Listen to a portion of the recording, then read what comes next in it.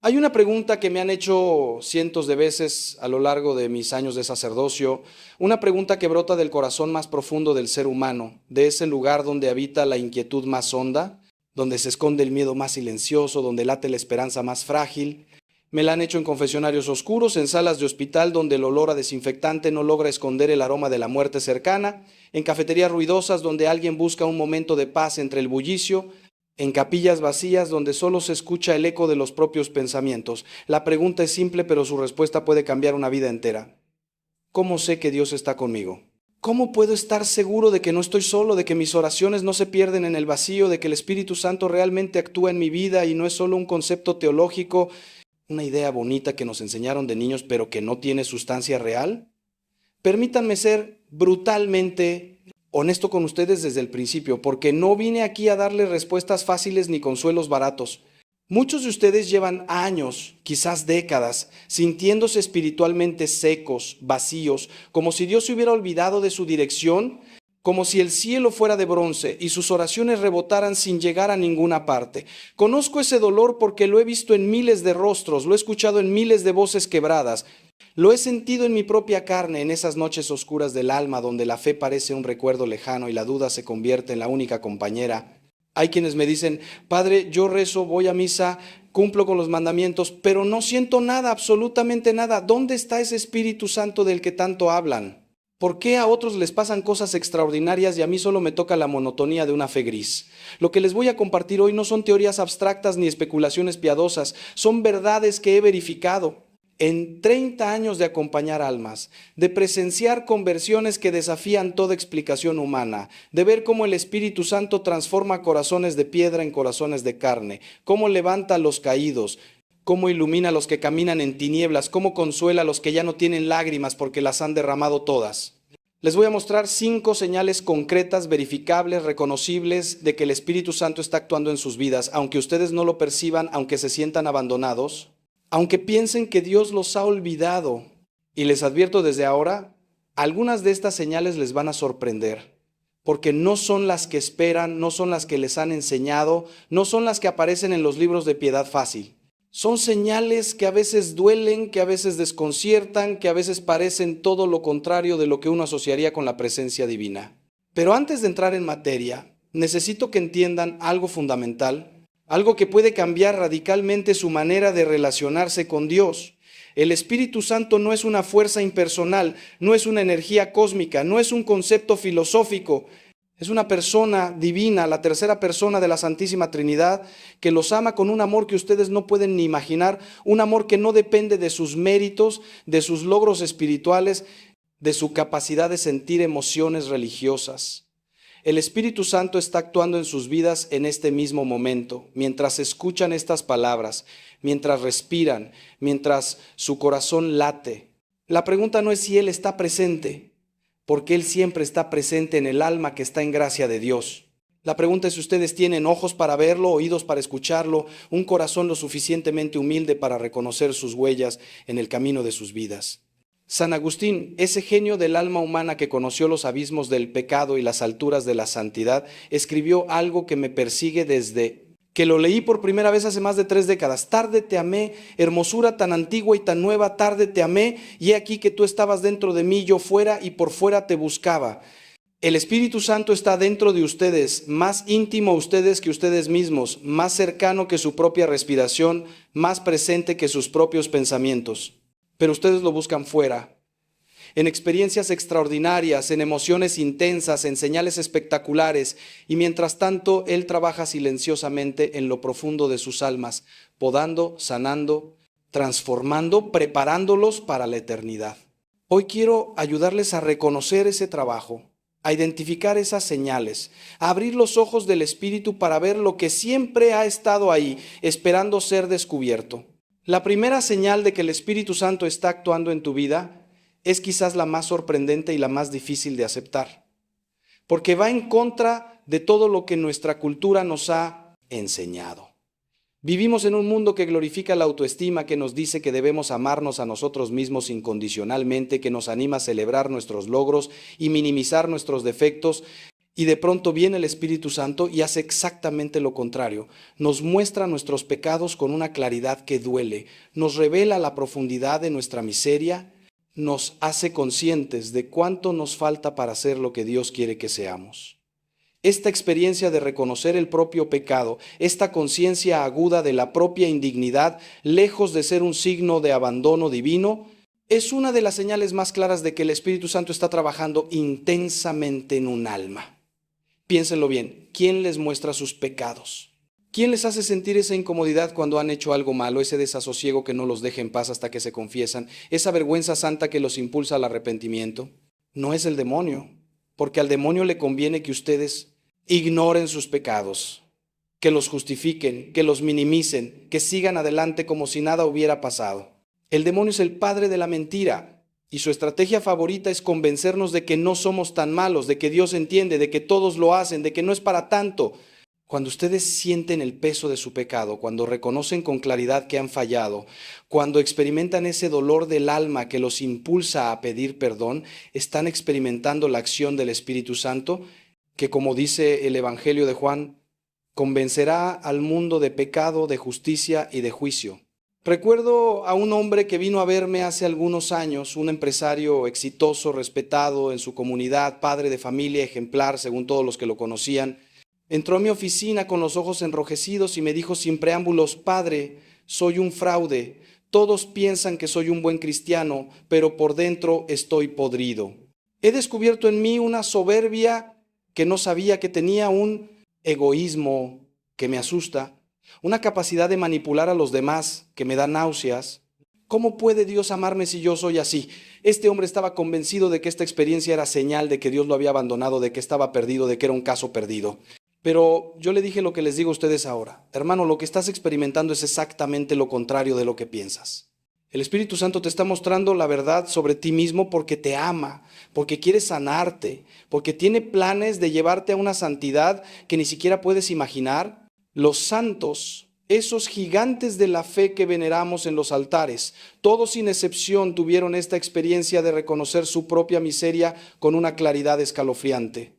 Santa Teresa de Ávila, esa mujer extraordinaria que reformó el Carmelo y dejó escritos místicos que siguen iluminando a la iglesia 500 años después, se describía a sí misma como la mayor pecadora del mundo. San Francisco de Asís, el pobrecito de Asís que hablaba con los pájaros y abrazaba a los leprosos, decía que si Dios hubiera dado a un criminal las gracias que le había dado a él, ese criminal habría sido mucho más santo.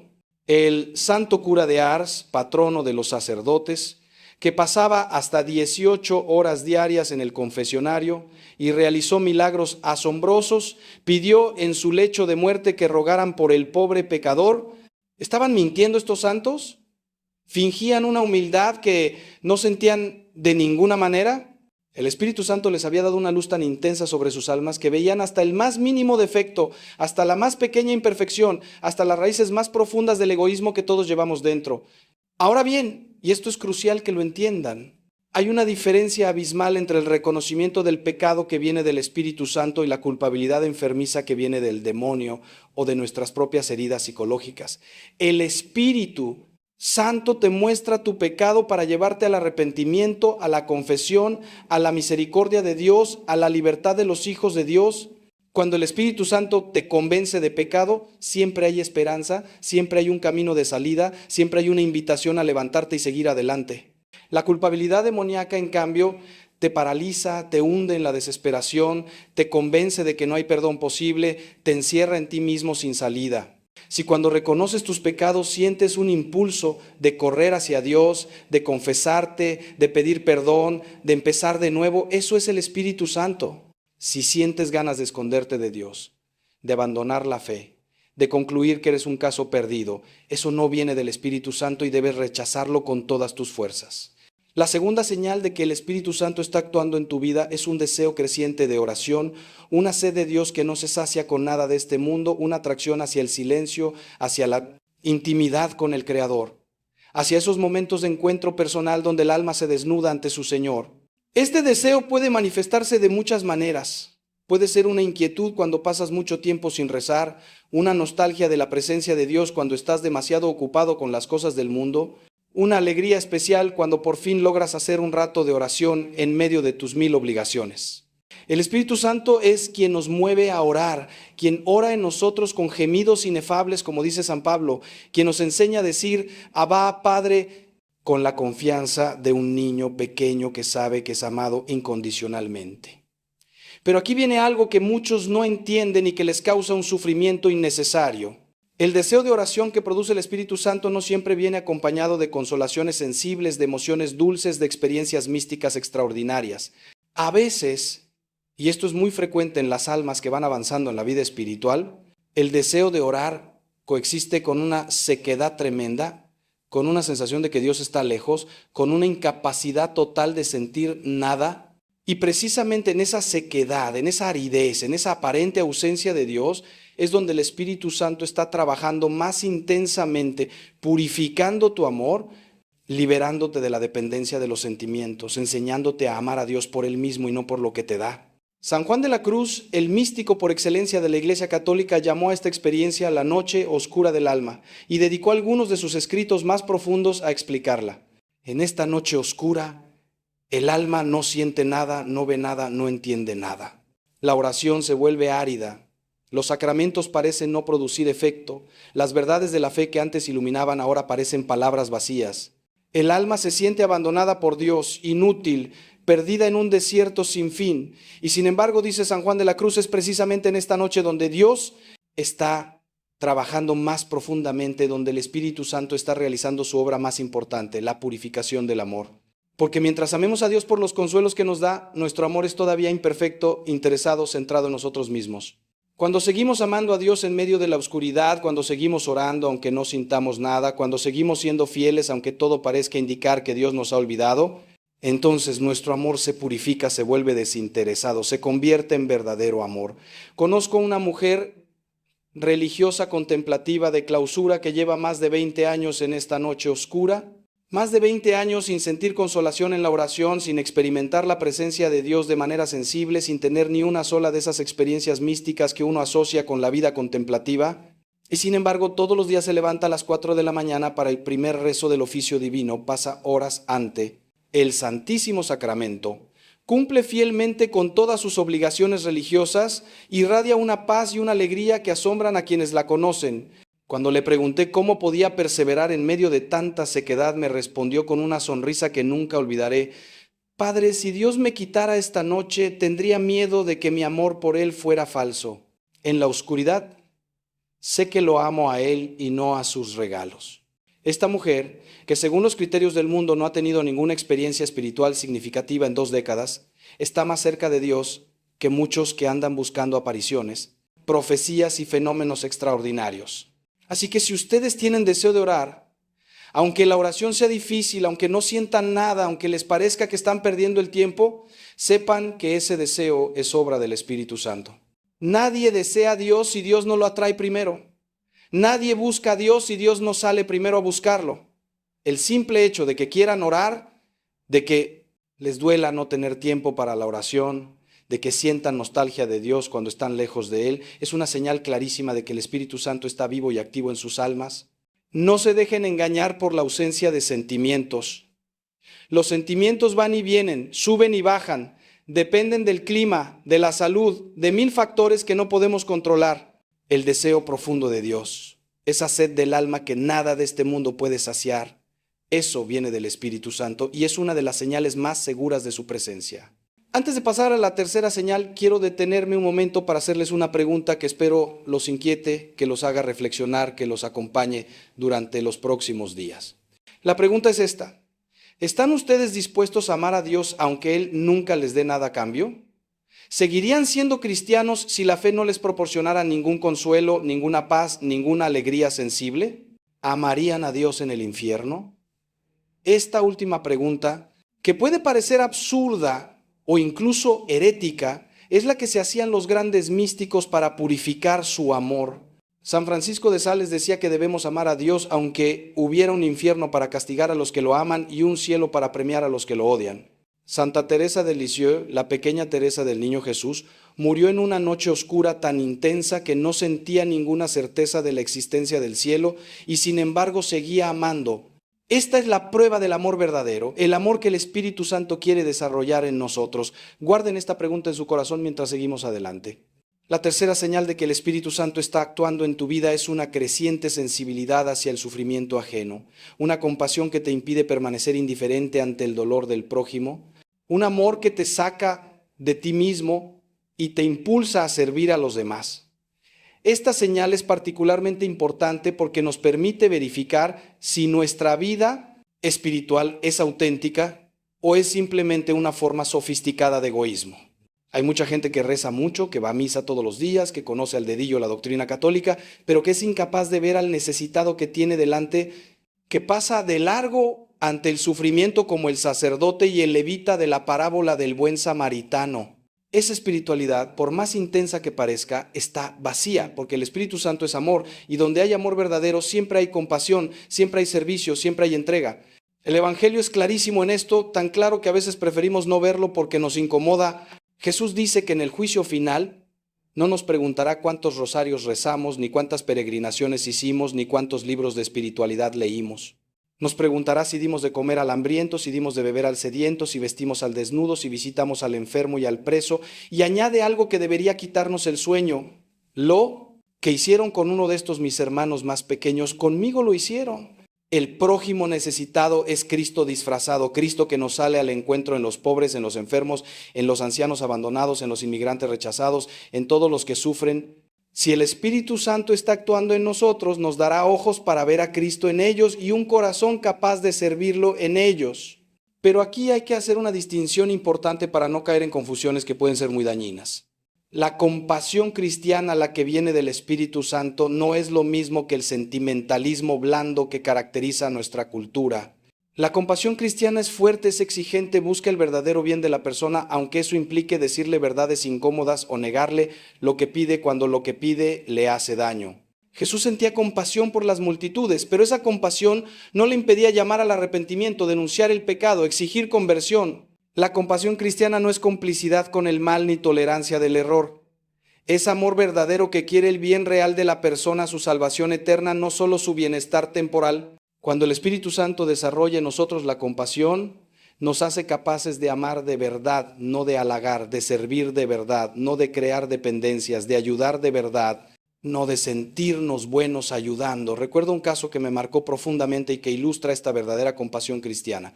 Un hombre vino a verme completamente destrozado porque su hijo, un joven de 25 años, se había ido de la casa después de una discusión terrible.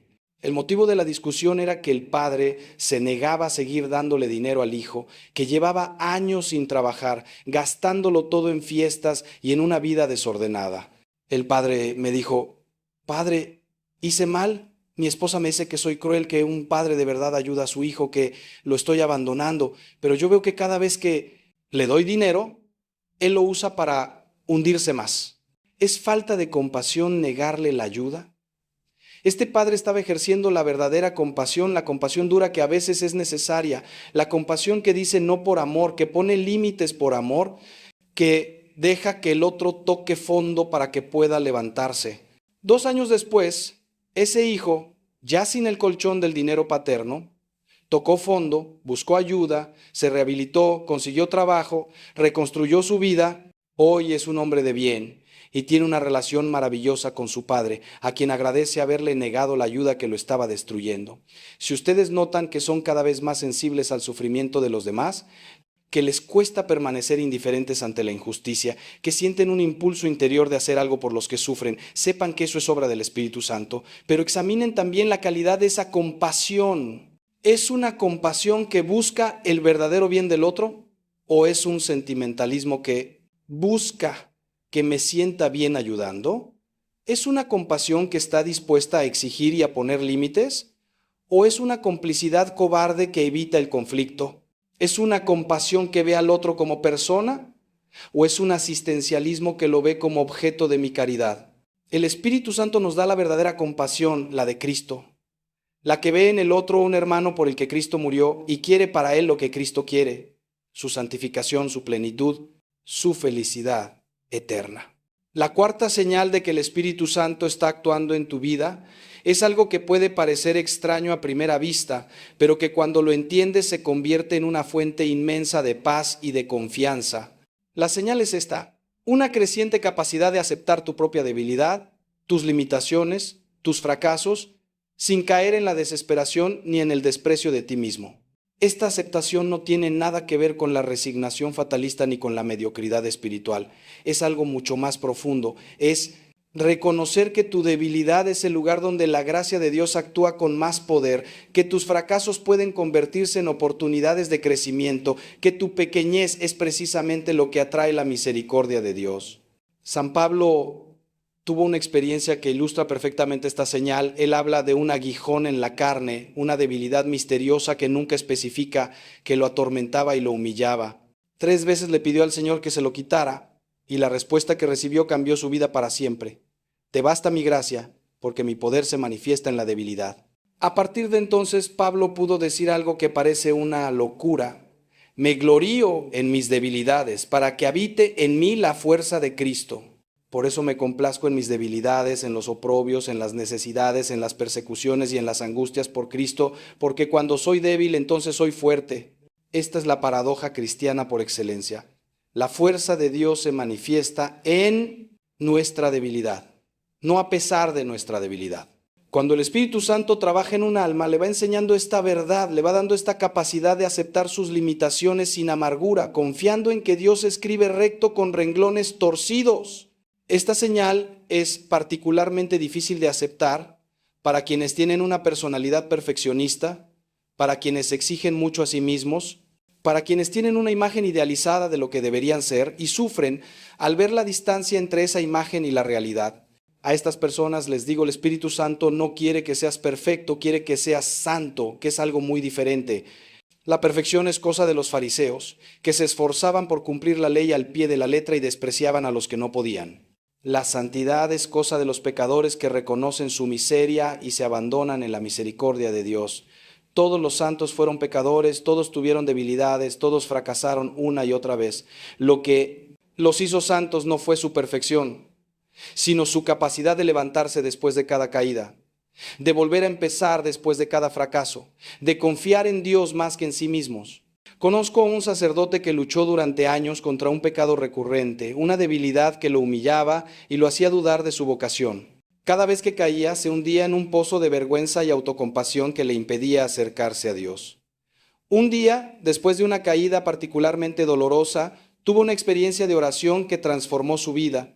Sintió que el Señor le decía: ¿cuántas veces has caído en esto? 100, 200, 1000, y cada vez has vuelto a mí. ¿No te das cuenta de que eso es lo que me importa? No tu debilidad, sino tu perseverancia. No tus caídas, sino tu capacidad de levantarte. Deja de mirarte a ti mismo y mírame a mí. A partir de ese día, este sacerdote pudo aceptar su debilidad sin dejar de luchar contra ella. Pudo caer sin hundirse. Pudo levantarse más rápido porque ya no perdía tiempo en autocompasión. Su debilidad sigue ahí, pero ya no lo define. Lo que lo define es la misericordia de Dios que lo sostiene a pesar de todo. Si ustedes están aprendiendo a aceptar sus debilidades, si ya no se destruyen interiormente cada vez que fracasan, si pueden mirarse en el espejo con realismo pero sin desprecio, si confían más en la gracia de Dios que en sus propios esfuerzos, sepan que el Espíritu Santo está trabajando en ustedes. Esta aceptación no es permiso para pecar ni excusa para la mediocridad. Sigue luchando contra tus defectos, sigue esforzándote por crecer, sigue aspirando a la santidad. Pero hazlo con paz, sin angustia, sin desesperación, sabiendo que Dios te ama ahora tal como eres con todas tus miserias. No te ama porque seas bueno, eres bueno porque Él te ama. No te ama porque lo merezcas, su amor es pura gratuidad, puro regalo, pura misericordia. El Espíritu Santo quiere que lo entiendas, que lo que Él pura vivas, que descanses en esta verdad que es el corazón mismo del Evangelio. Quiero hacer una pausa aquí para preguntarles algo que puede cambiar su manera de vivir la fe. La pregunta es esta: ¿cuál es la debilidad que más te avergüenza? La que más te cuesta aceptar, la que más te humilla ante tus propios ojos. Quizás es un pecado que no logras superar, una limitación de carácter, un fracaso profesional o familiar, una herida del pasado que sigue sangrando. Ahora imagina que llevas esa debilidad ante el Señor, no para esconderla ni para justificarla, sino para ofrecérsela, para decirle, Señor, esto soy yo, esta miseria, esta pobreza, esta vergüenza. No te la escondo, te la ofrezco. Haz con ella lo que quieras. Cuando puedas hacer esa oración sinceramente, habrás dado un paso gigantesco en la vida espiritual, porque habrás descubierto que tu debilidad, lejos de ser un obstáculo para la gracia, es precisamente el lugar donde la gracia quiere actuar. Guarda esta reflexión, vuelve a ella en tu oración y verás cómo el Espíritu Santo transforma tu manera de verte a ti mismo y de ver a Dios. La quinta y última señal de que el Espíritu Santo está actuando en tu vida es quizás la más importante de todas, la que resume y corona a todas las demás. Es la señal del amor, pero no cualquier amor, no el amor fácil, no el amor que se siente, no el amor que se agota cuando las cosas se ponen difíciles. Es el amor ágape, el amor de Dios derramado en nuestros corazones por el Espíritu Santo, el amor que ama lo no amable, que perdona lo imperdonable, que persevera cuando todo invita a abandonar. San Pablo describe este amor en el capítulo 13 de la primera carta a los Corintios, con unas palabras que todos conocemos, pero que quizás no hemos meditado lo suficiente. El amor es paciente, es servicial. El amor no tiene envidia, no presume ni se engríe, no es maleducado ni egoísta, no se irrita ni guarda rencor, no se alegra del aparticito, injusticia, sino que se alegra de la verdad. Todo lo excusa, todo lo cree, todo lo espera, todo lo soporta. Este amor es imposible para el ser humano dejado a sus propias fuerzas. Nadie puede amar así con su sola capacidad natural. Nadie puede ser paciente siempre, servicial siempre, sin envidia siempre, sin rencor siempre. Este amor es don del Espíritu Santo, fruto de su presencia en el alma, resultado de su acción transformadora. Cuando ustedes se descubran amando así, aunque sea imperfectamente, aunque sea a ratos, aunque sea a una sola persona, sepan que el Espíritu Santo está vivo en ustedes. Cuando se descubran perdonando lo que parecía imperdonable, siendo pacientes cuando todo los invita a explotar, sirviendo sin esperar nada a cambio, alegrándose del bien ajeno sin envidia, sepan que eso no viene de ustedes.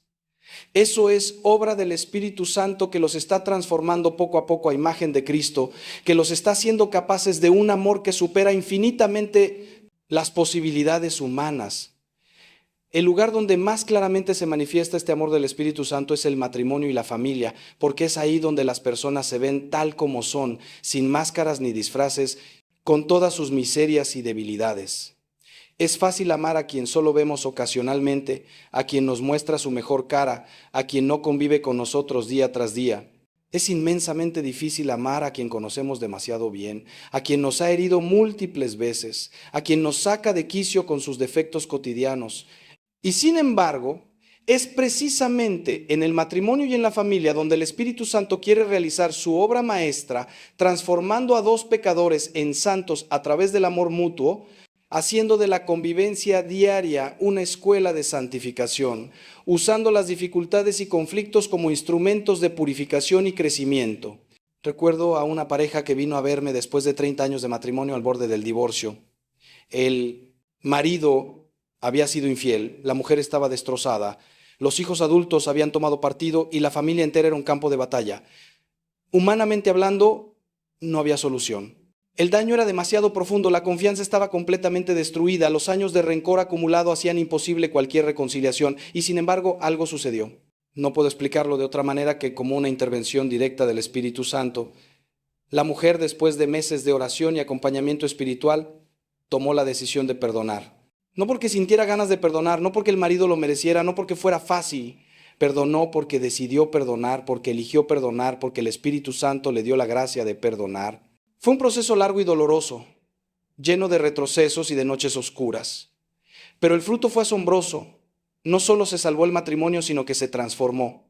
Hoy esta pareja tiene una relación más profunda y más auténtica que nunca, y su testimonio ha ayudado a decenas de matrimonios en crisis a encontrar esperanza.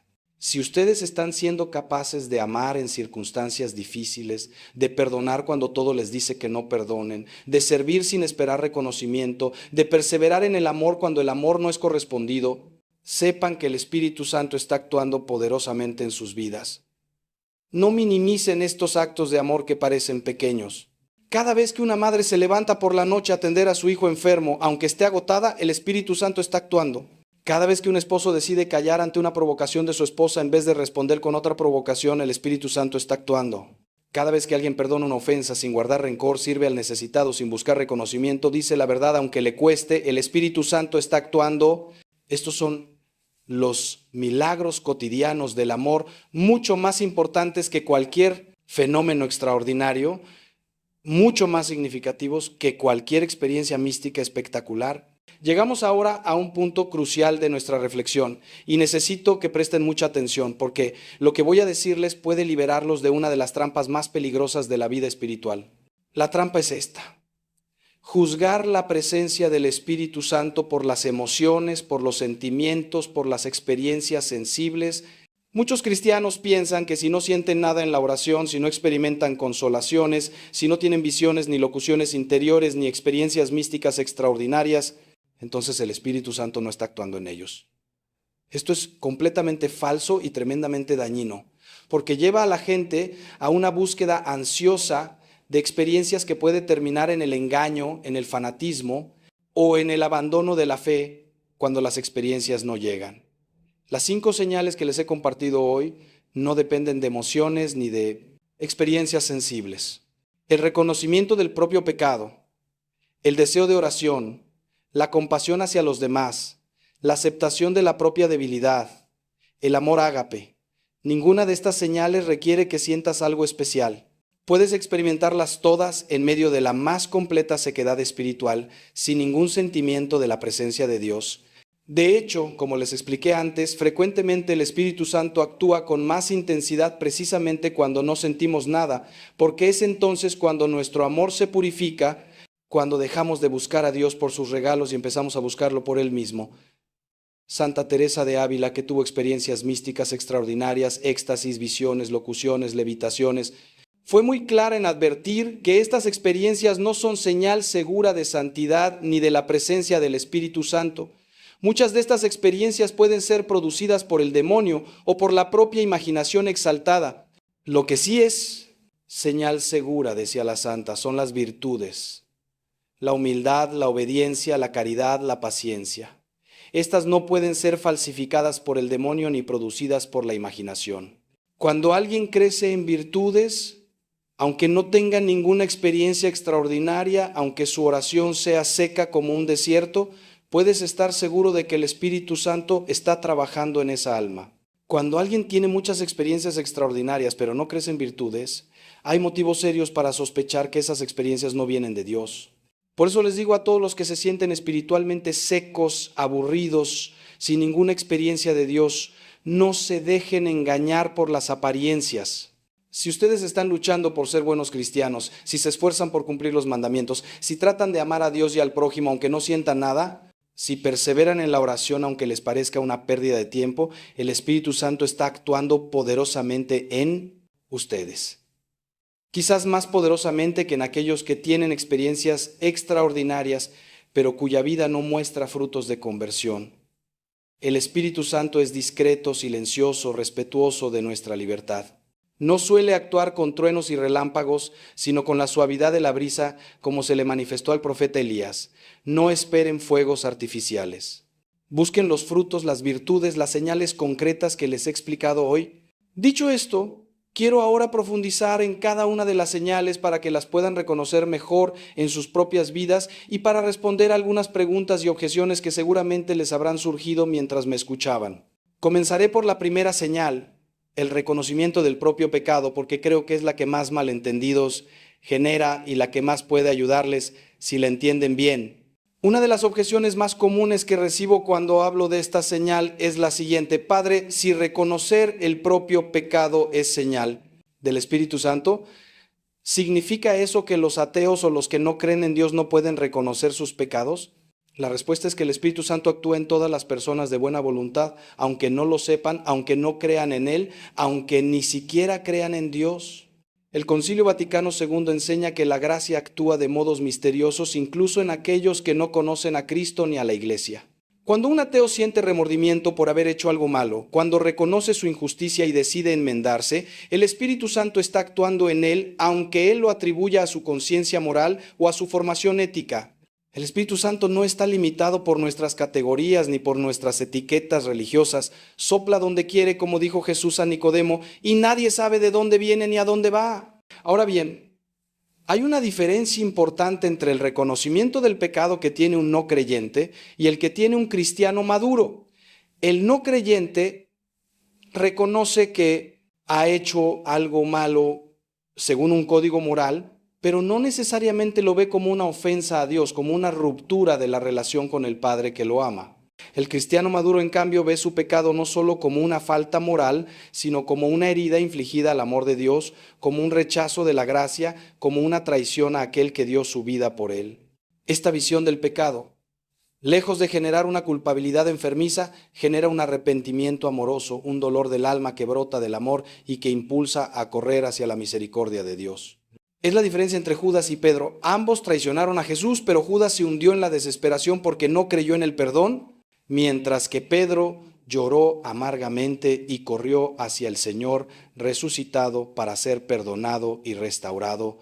Otra objeción frecuente es esta: Padre, yo sí reconozco mis pecados, pero siempre caigo en los mismos. ¿No debería el Espíritu Santo darme la fuerza para superar mis debilidades de una vez por todas? Esta objeción refleja una expectativa poco realista de la vida espiritual y un desconocimiento de cómo actúa el Espíritu Santo. La conversión no es un evento puntual, sino un proceso que dura toda la vida. Los santos más grandes lucharon contra defectos y tentaciones hasta el último día de sus vidas. San Jerónimo, ese doctor de la Iglesia que tradujo la Biblia al latín, luchó contra su temperamento iracundo durante toda su vida y murió sin haberlo dominado completamente. Santo Tomás Moro, el gran mártir inglés, confesaba regularmente su vanidad y su apego al reconocimiento social. Santa Teresita de Lisieux, a quien la Iglesia ha declarado doctora, reconocía en sí misma imperfecciones que no había logrado superar. El Espíritu Santo no suele actuar quitándonos nuestras debilidades de un plumazo, por varias razones que conviene entender. Primero, porque nuestras debilidades nos mantienen humildes, conscientes de nuestra necesidad de Dios, alejados de la soberbia espiritual, que es la más peligrosa de todas las soberbias. Segundo, porque la lucha contra nuestros defectos fortalece nuestra voluntad, desarrolla nuestras virtudes, nos hace crecer como personas. Tercero, porque nuestras caídas y nuestros fracasos nos hacen misericordiosos con los demás, nos impiden juzgar, nos dan credibilidad cuando intentamos ayudar a otros que luchan con las mismas debilidades. Así que no te desanimes si caes una y otra vez en los mismos pecados. Lo importante no es no caer, sino levantarte cada vez, ir a confesarte, volver a empezar con humildad y confianza. El Espíritu Santo está contigo en cada caída y en cada levantada y está usando todo, incluso tus pecados, para hacerte santo. Una última aclaración sobre esta primera señal. El reconocimiento del propio pecado del que hablo no es una introspección obsesiva ni un examen de conciencia escrupuloso que te paraliza y te llena de ansiedad. Hay personas, especialmente las que tienen tendencia al escrúpulo, que se pasan la vida examinándose, buscando pecados debajo de cada piedra, atormentándose con dudas sobre si se confesaron bien, si tuvieron suficiente arrepentimiento, si olvidaron algún pecado. Esto no es obra del Espíritu Santo, sino del demonio, que usa el escrúpulo para apartar a las almas de la paz de Dios y sumirlas en una ansiedad estéril. El reconocimiento del pecado que viene del Espíritu Santo es sereno, realista, orientado a la acción. Te muestra tu pecado con claridad, pero sin exagerarlo. Te impulsa al arrepentimiento, pero sin desesperarte. Te lleva a la confesión, pero sin obsesionarte. Si tu examen de conciencia te deja angustiado y sin paz, algo está mal. Busca un director espiritual prudente que te ayude a distinguir entre la verdadera conciencia del pecado y el escrúpulo enfermizo. Pasemos ahora a profundizar en la segunda señal, el deseo de oración. Quiero responder a una pregunta que muchos se hacen y que puede estar causándoles un sufrimiento innecesario. ¿Cómo puedo saber si mi deseo de oración es verdadero o es solo una obligación que cumplo por rutina? Esta es una pregunta importante porque muchos cristianos llevan años rezando sin deseo, solo por costumbre o por cumplir, y se sienten hipócritas, como si estuvieran engañando a Dios. Les tengo una noticia que espero los alivie. El hecho de que sigan rezando, aunque no tengan ganas, aunque lo sientan como una obligación, aunque preferirían hacer cualquier otra cosa, es en sí mismo una señal del Espíritu Santo. El deseo de oración no siempre se siente como un deseo emotivo, como unas ganas sensibles. A veces se manifiesta simplemente como una fidelidad perseverante, como una decisión de la voluntad de seguir adelante a pesar de la sequedad. Piénsenlo así. ¿Qué los impulsa a seguir rezando cuando no sienten nada? ¿Por qué no lo dejan de una vez y no obtienen ninguna satisfacción? La respuesta es que hay algo en ustedes más profundo que sus sentimientos, que los impulsa a la oración, que no los deja abandonarla, que los hace sentir incómodos cuando pasa mucho tiempo sin rezar. Ese algo es el Espíritu Santo, que ha puesto en ustedes un deseo de Dios que trasciende los estados de ánimo y las emociones. Es como el amor de una madre por su hijo. No depende de si el hijo se porta bien o mal, de si la madre está de buen humor o de mal humor. Es un amor que está por debajo de los sentimientos, en lo más profundo del ser, y que persevera pase lo que pase. Así es el deseo de Dios que el Espíritu Santo pone en nosotros. No depende de cómo nos sintamos y se manifiesta precisamente en la fidelidad a la oración a pesar de todo. Ahora bien, dicho esto, es importante que aprendamos a hacer oración de una manera que facilite el encuentro con Dios en vez de dificultarlo. Muchos cristianos no saben orar o han aprendido formas de oración que no se adaptan a su temperamento ni a su etapa espiritual, y por eso la oración se les hace tan difícil y tan árida. Voy a compartirles algunos consejos prácticos que pueden ayudarles a mejorar su vida de oración y a experimentar más frecuentemente la presencia de Dios, aunque insisto en que las consolaciones sensibles no son lo importante y no deben buscarse por sí mismas. Primer consejo: busquen un lugar y un momento fijos para la oración. El ser humano es criatura de hábitos, y los hábitos nos ayudan a hacer las cosas difíciles. Si cada día rezan a la misma hora en el mismo lugar, poco a poco su cuerpo y su mente se irán habituando y les será más fácil entrar en oración. Si cada día rezan a una hora diferente, en un lugar diferente, nunca desarrollarán el hábito y cada sesión de oración será un esfuerzo enorme. El lugar debe ser tranquilo, sin distracciones, donde puedan estar solos con Dios.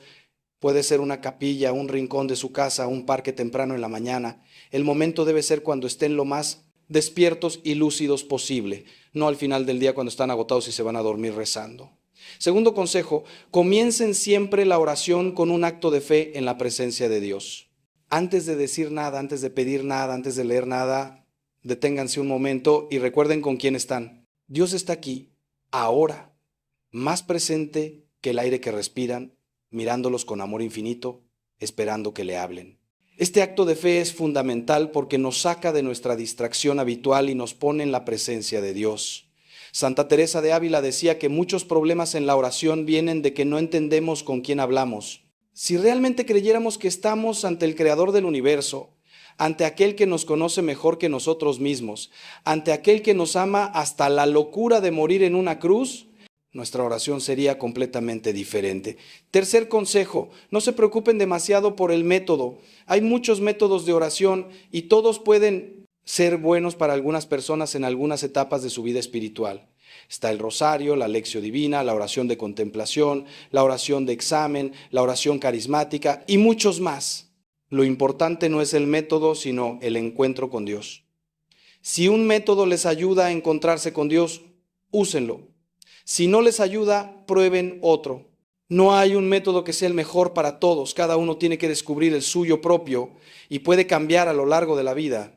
Lo que sí es importante es que la oración no sea solo vocal, solo palabras que se dicen, sino que incluya momentos de silencio, de escucha, de simple estar ante Dios sin decir nada.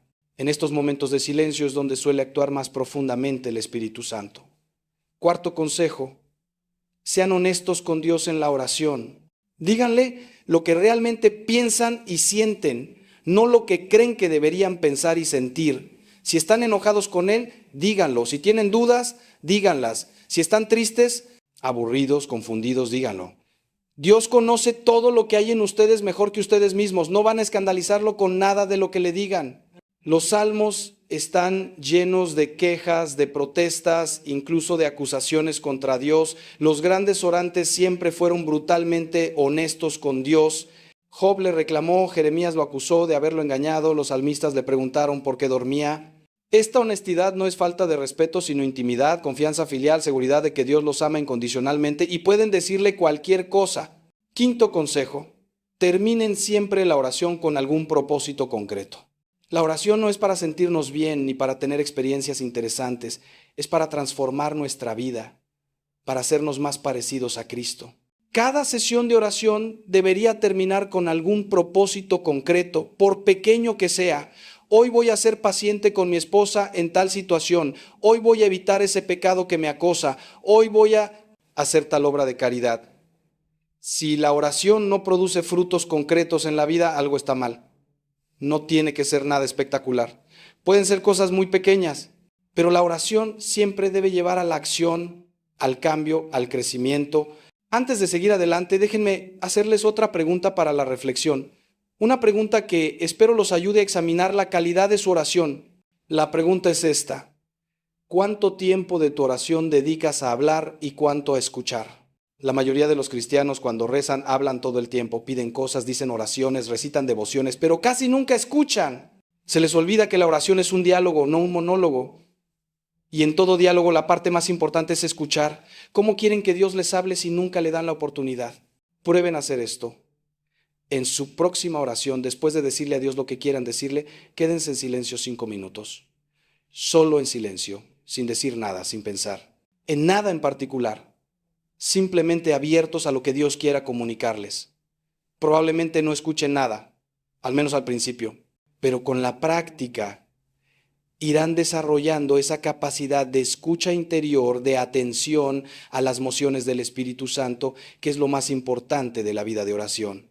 Pasemos ahora a profundizar en la tercera señal, la compasión hacia el sufrimiento ajeno.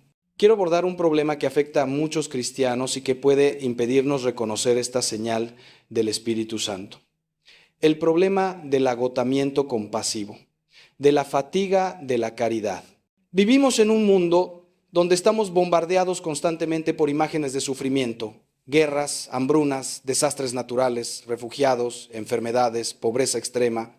Nuestros corazones no fueron diseñados para procesar tanto dolor y muchas personas se protegen volviéndose insensibles, desconectándose emocionalmente, cambiando de canal cuando aparecen las noticias tristes. Otros, al contrario, se sienten abrumados por la cantidad de sufrimiento en el mundo y caen en la desesperación o en la parálisis. ¿Qué puedo hacer yo ante tantos problemas? ¿Es inútil? ¿Es imposible? ¿Cómo podemos mantener una compasión viva sin caer en el agotamiento o en la desesperación? La clave está en entender que no somos llamados a salvar el mundo. El mundo ya tiene un Salvador y no somos nosotros. Somos llamados a amar al prójimo que Dios pone en nuestro camino, no a todos los prójimos del mundo. Cuando Jesús contó la parábola del buen samaritano, no dijo que el samaritano recogiera a todos los heridos que encontrara en el camino de Jerusalén a Jericó. Habla de un herido concreto, el que Dios puso en su camino ese día. El samaritano hizo lo que pudo por ese hombre concreto y siguió su camino. No cargó sobre sus hombros todo el sufrimiento del mundo, cargó con el sufrimiento de la persona que Dios le puso delante. La Madre Teresa de Calcuta, esa santa que dedicó su vida a los más pobres entre los pobres, entendía esto muy bien. Le preguntaban: Madre, ¿cómo puede hacer lo que hace, sabiendo que por cada persona que salva hay miles que mueren en las calles de Calcuta? Y ella respondía: yo no soy llamada a ser exitosa, sino a ser fiel. No soy llamada a salvar a todos, sino a amar a cada uno. Esta distinción es crucial para mantener una compasión sana y sostenible. No podemos ayudar a todos, pero sí podemos ayudar a alguien. No podemos eliminar todo el sufrimiento del mundo, pero sí podemos aliviar el sufrimiento de la persona que tenemos delante. Y si cada cristiano hiciera eso, si cada uno de nosotros se comprometiera a amar concretamente al prójimo que Dios pone en su camino, el mundo sería transformado. Otro problema que quiero abordar es el de la falsa compasión que se queda en el sentimiento y no llega a la acción. Muchos se sienten muy conmovidos por el sufrimiento ajeno, lloran viendo documentales sobre la pobreza, se indignan ante las injusticias, pero no mueven un dedo para ayudar. Esta compasión sentimental es estéril y puede ser incluso dañina porque nos da la ilusión de que somos buenos y compasivos cuando en realidad no hemos hecho nada. El apóstol Santiago es muy duro con esta actitud Si un hermano o una hermana están desnudos y les falta el alimento necesario para cada día, y alguno de ustedes les dice, vayan en paz, caliéntense y coman, pero no les dan lo necesario para el cuerpo, ¿de qué sirve? La compasión verdadera, la que viene del Espíritu Santo, siempre lleva a la acción, siempre busca remedios concretos, siempre está dispuesta a pagar el precio del amor. También quiero aclarar que la compasión cristiana no se limita a las necesidades materiales. Tan importante como dar de comer al hambriento es dar consuelo al triste, consejo al confundido, corrección al que yerra, perdón al que nos ofende. Las obras de misericordia espirituales son tan necesarias como las corporales, y a veces más difíciles. Es más fácil dar un cheque a una organización benéfica que sentarse a escuchar a alguien que sufre. Es más fácil enviar dinero para los pobres de África que perdonar a la persona que me traicionó. Cuando el Espíritu Santo despierta en nosotros la compasión, nos hace sensibles a todas las formas de sufrimiento, no solo a las más visibles o las más aceptadas socialmente. Nos hace capaces de ver el dolor detrás de la máscara de quien aparenta tenerlo todo, la soledad del anciano que nadie visita, la angustia del joven que no encuentra sentido a su vida. Una objeción que a veces me hacen es esta: Padre, yo soy una persona introvertida, no me sale acercarme a los demás, me cuesta mucho el contacto social. ¿Significa eso que el Espíritu Santo no está actuando en mí porque no tengo la compasión que usted describe? De ninguna manera. El Espíritu Santo no nos pide que seamos extrovertidos ni que hagamos cosas que van contra nuestro temperamento. La compasión puede expresarse de muchas maneras y cada uno tiene que descubrir la suya propia. Hay quienes expresan la compasión visitando enfermos y hay quienes la expresan rezando por ellos.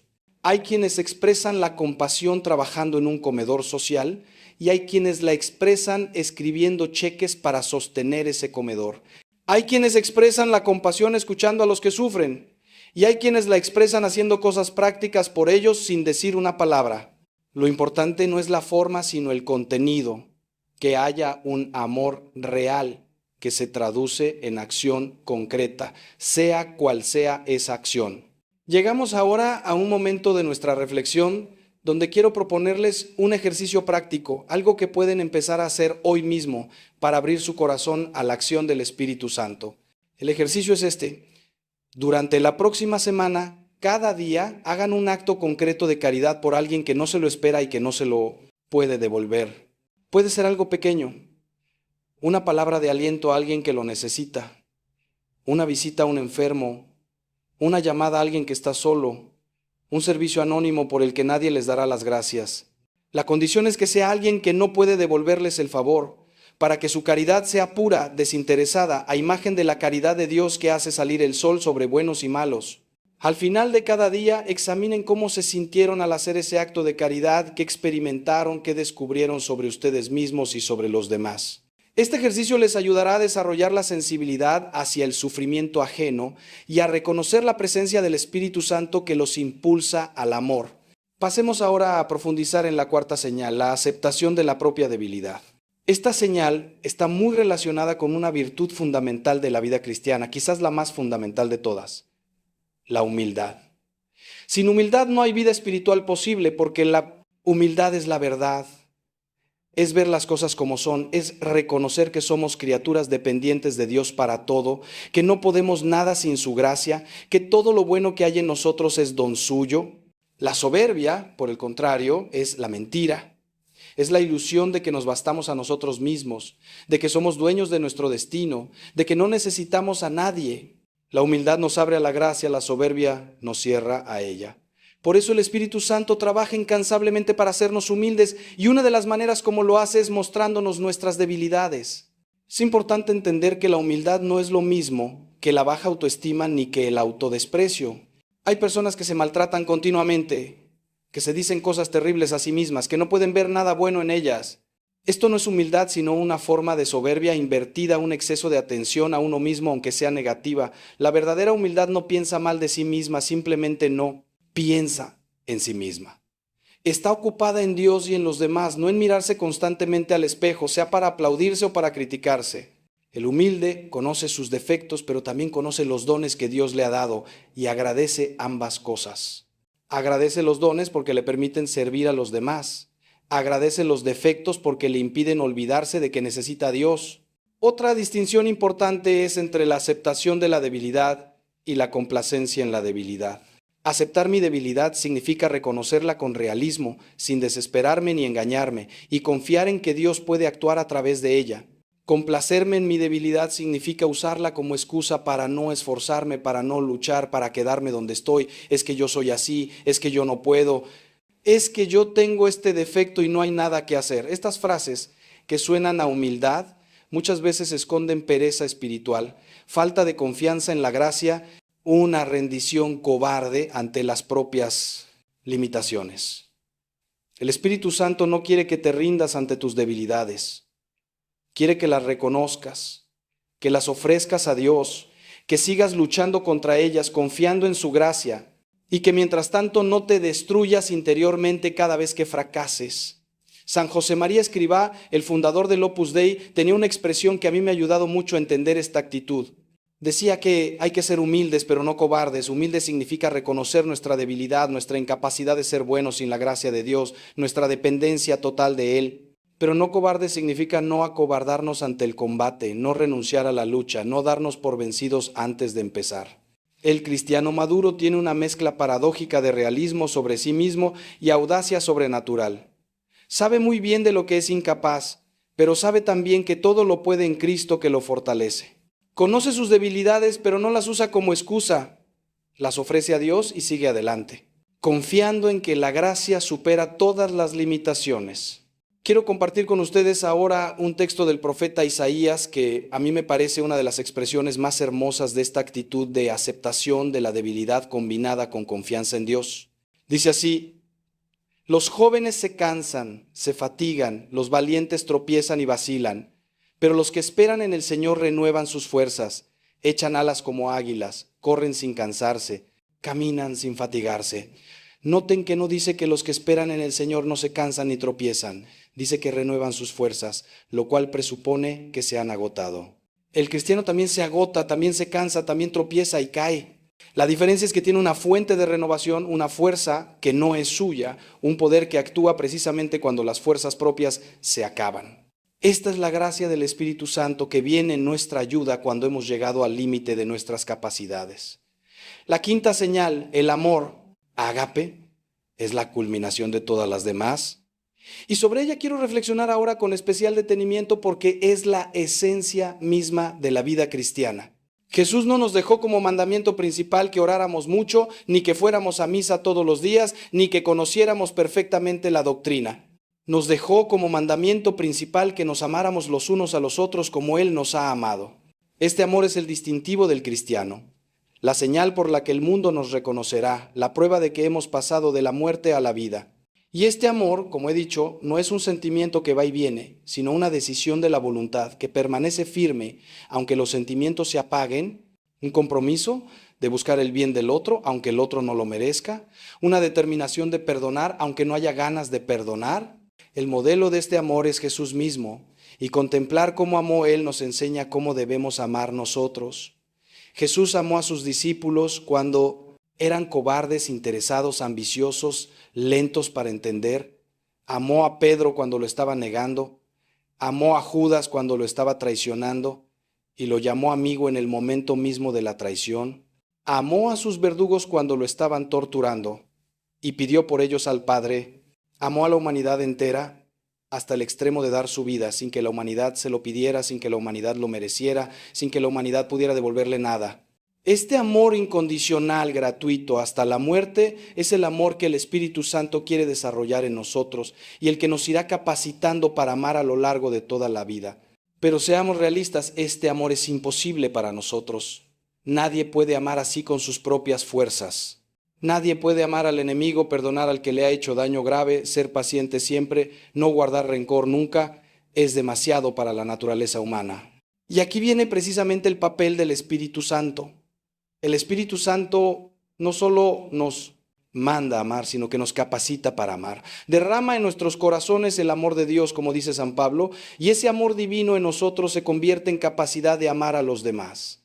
No amamos con nuestro amor que es pequeño y limitado, sino con el amor de Dios que está en nosotros, que es infinito e inagotable. Por eso, cuanto más abiertos estemos a la acción del Espíritu Santo, más capaces seremos de amar con este amor ágape que supera todas las posibilidades humanas.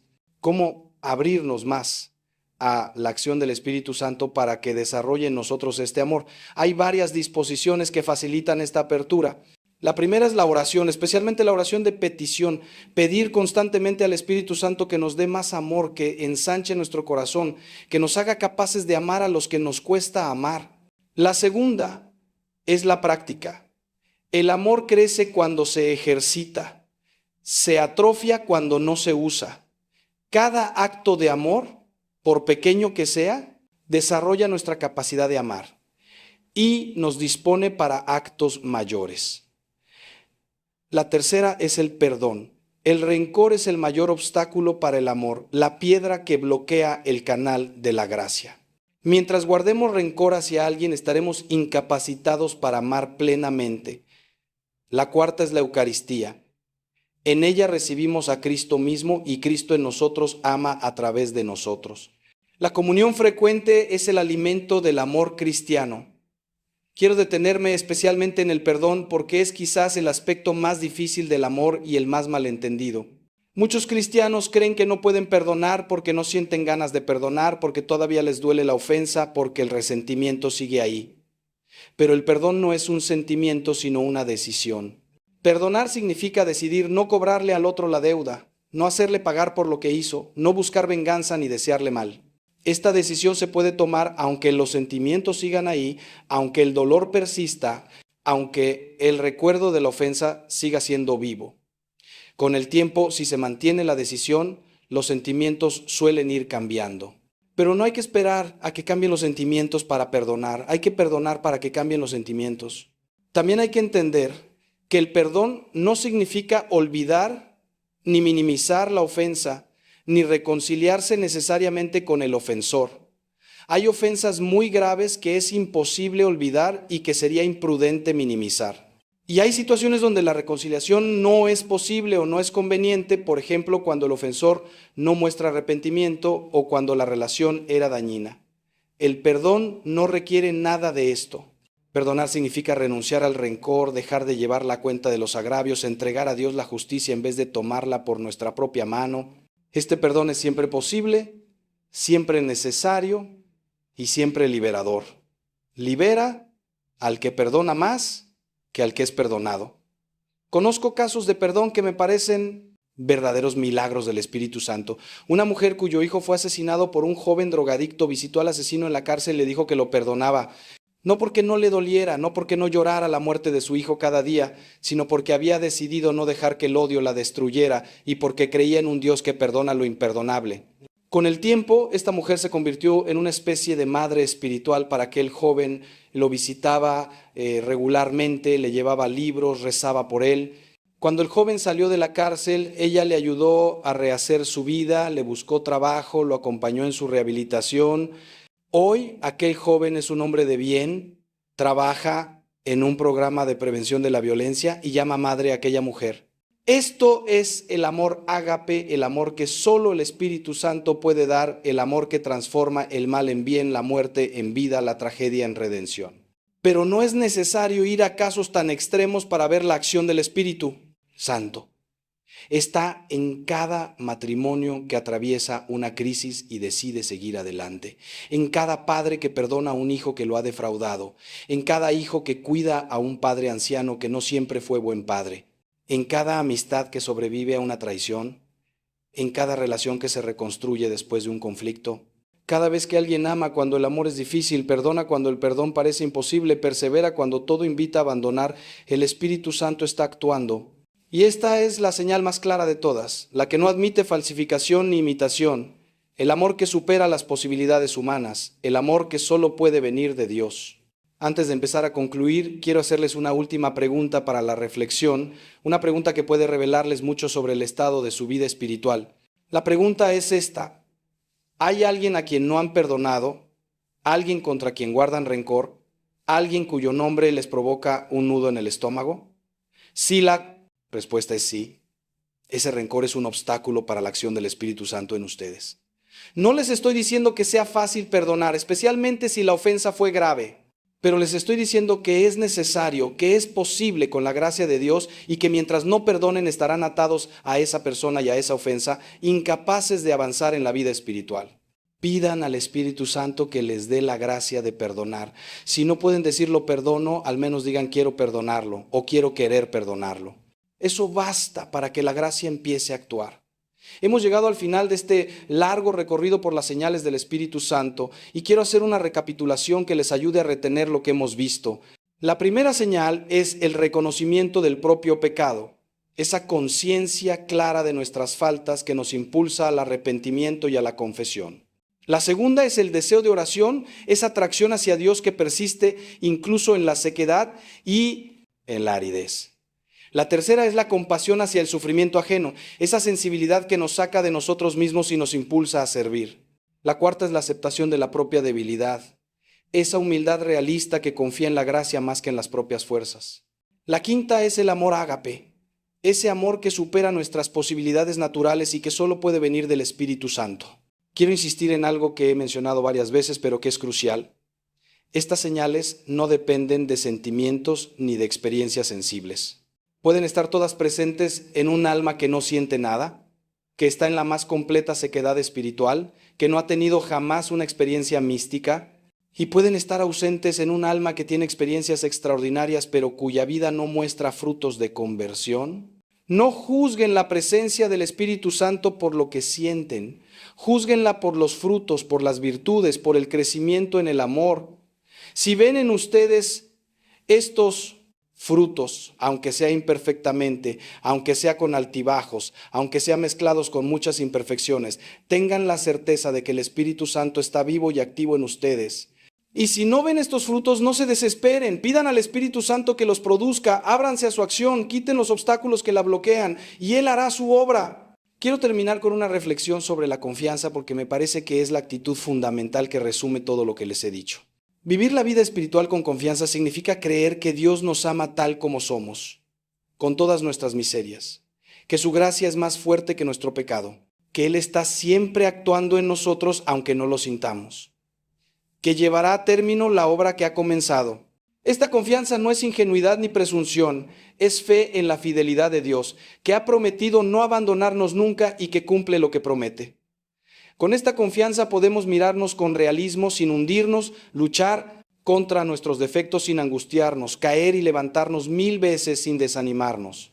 Con esta confianza podemos esperar la santidad no porque seamos capaces de alcanzarla por nuestras fuerzas, sino porque Dios es capaz de santificarnos a pesar de nosotros mismos.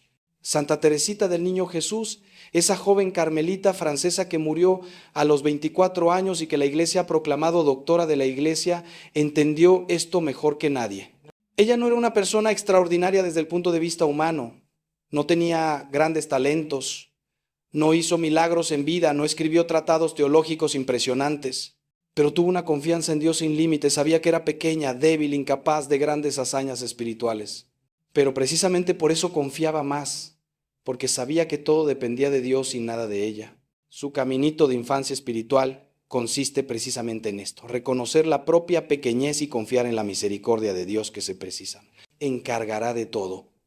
Este caminito está al alcance de todos, porque no requiere grandes capacidades ni grandes esfuerzos, solo mucha confianza y mucho amor.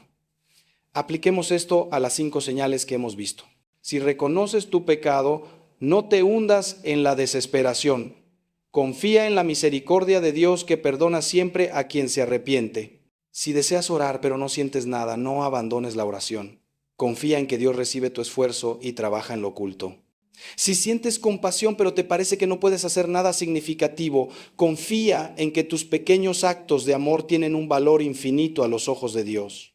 Si reconoces tu debilidad y te desanimas, confía en que la gracia de Dios actúa precisamente en esa debilidad. Si luchas por amar y fracasas una y otra vez, confía en que el Espíritu Santo irá transformando tu corazón poco a poco.